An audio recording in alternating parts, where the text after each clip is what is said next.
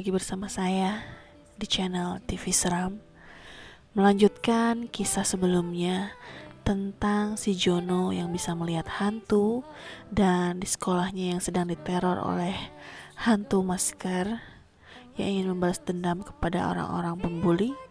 Bagaimana cerita selengkapnya? Yang belum subscribe, jangan lupa subscribe ya.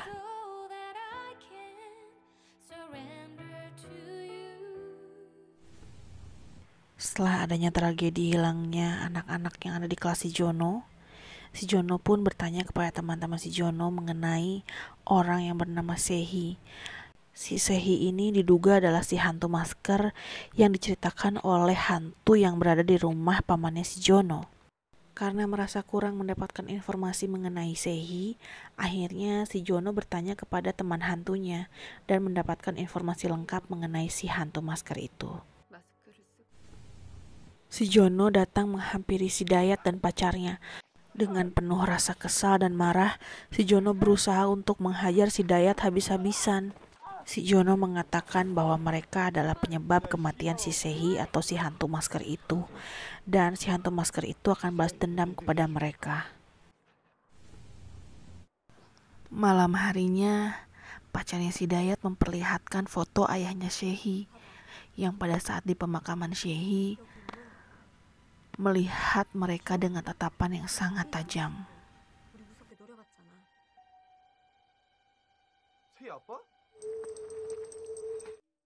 Sesampainya di rumah pamannya, si Jono mendapatkan pesan dari pacarnya si Dayat bahwa mereka akan datang ke rumah si Sehi atau ke rumah bapaknya si Sehi.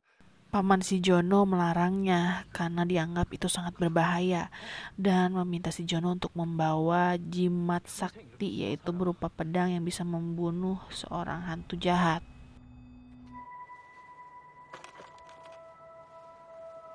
Sesampainya di lokasi, si Dayat dan pacarnya diam-diam mengendap-endap masuk ke dalam gudang milik ayahnya si Sehi.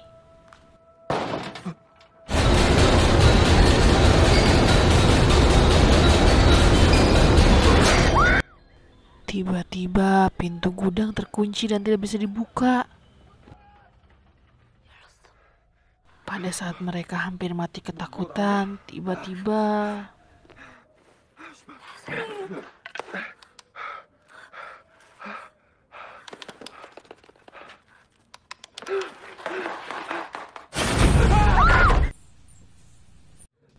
si bebenguk jurik itu pun sudah menghilang. Namun hal yang lebih menakutkan datang, yaitu ayahnya si Sehi yang datang untuk menghajar si Dayat.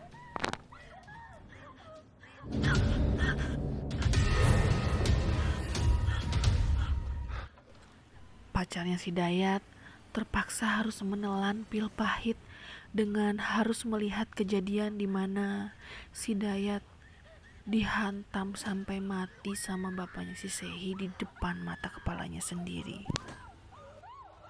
Dan tiba-tiba si bebenguk bapaknya si Sehi sudah berada di depan pacarnya si Dayat, sudah siap untuk membabi but alias membunuh pacarnya si Dayat.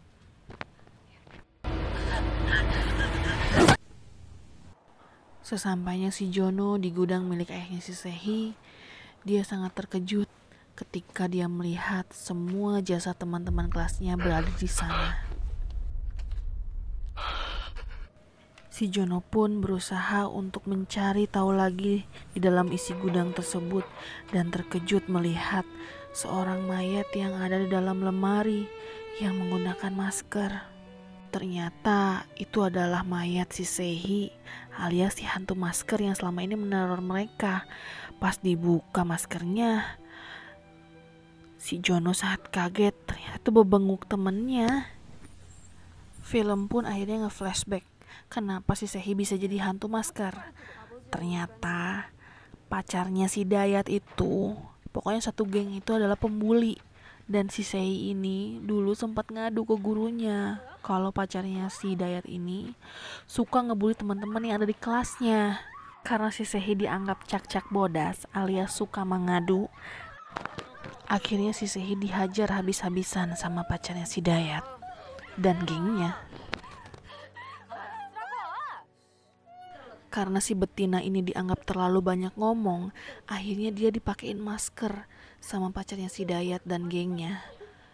Dan diancam kalau dia ngelepasin masker itu, dia akan mati. Sehi yang sudah mulai frustasi dan depresi disuruh ayahnya untuk melaporkan kejadian tersebut kepada polisi atau gurunya saja. Tetapi si Sehi menganggap bahwa semua itu tidak akan berhasil. Di sekolah, gurunya sudah merasa si Sehi itu ragil alias rada gila karena memakai masker kemana-mana. Karena gurunya membuka masker si Sehi, akhirnya si Sehi dibully lagi sama teman-teman kelasnya. Sehi yang sudah merasa sangat depresi dan menderita dan merasa tidak ada orang yang sanggup menolongnya, bahkan mengabaikannya, akhirnya memutuskan untuk menggantung diri. Di kamar milik si Sehi, si Jono menemukan sebuah buku yang pada saat itu dia mulai flashback. Ternyata si Sehi ini adalah teman kecilnya. Dan ternyata di dalam buku tersebut ada daftar orang-orang yang akan dibunuh oleh ayahnya Sehi. Si Jono segera menelpon pamannya untuk melakukan ritual untuk membantu hantu menyeberang. Malam hari di sekolah si Jono, teror itu pun dimulai. Si Jono berlari menghampiri semua teman-temannya dan menanyakan di mana keberadaan gurunya. Mereka semua diperintahkan oleh gurunya berkumpul di ruang perpustakaan. Tiba-tiba lampu mati dan mereka melihat gurunya sedang mengawur-awurkan bensin dan akan membakar ruangan tersebut. Ternyata gurunya sedang kerasukan hantu si Sehi.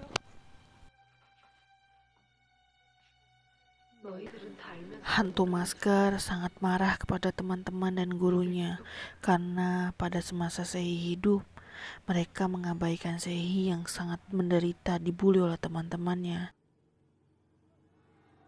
Tiba-tiba Sehi baik datang untuk menyelamatkan semua teman-temannya.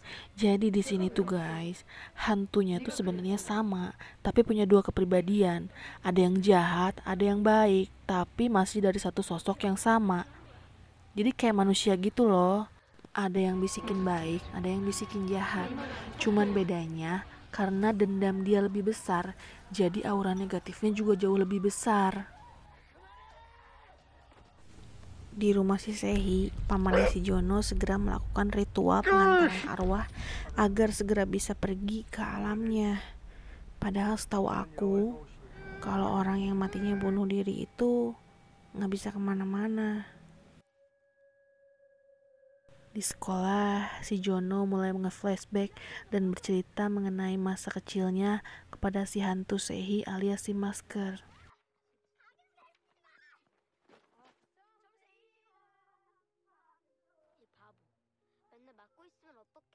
Ternyata si Sehi dan si Jono ini adalah teman masa kecil dan satu sekolah.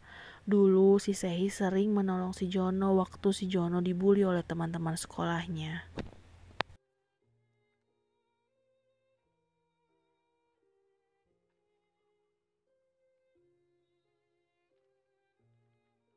Si Jono meminta maaf kepada si hantu karena dia tidak bisa mengenali si Sehi lebih awal.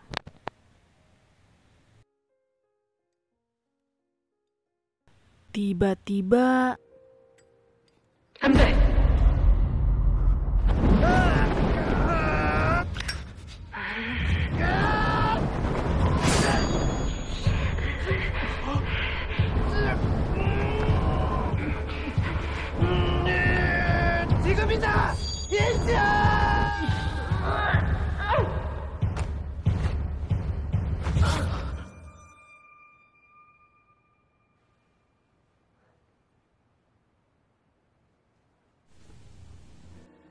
setelah menancapkan pedang sakti ke dirinya sendiri, akhirnya Sehi pun menghilang.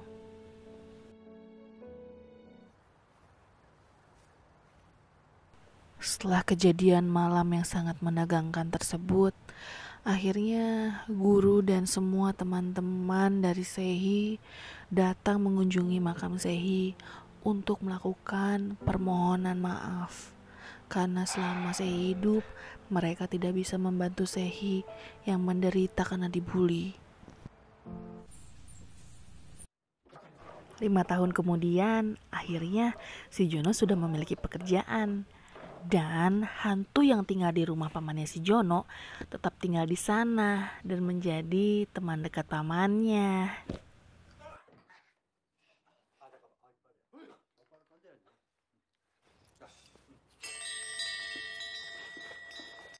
Si Jono ternyata kembali ke sekolah lamanya untuk menjadi guru magang selama 1 bulan di sana. Tapi pas proses pengenalan diri tiba-tiba si Jono terkejut karena dia melihat sesosok juri yang sedang duduk di bangku belakang kelas. Seperti biasa, dia pura-pura tidak bisa melihat juri. Dia bertanya kepada siswa-siswi di kelas itu, mengapa bangku yang di belakang selalu kosong. Kemudian ada salah satu siswa yang mengatakan bahwa siswa tersebut pindah ke Seoul. Padahal si Jono tahu bahwa itu adalah sebuah kebohongan.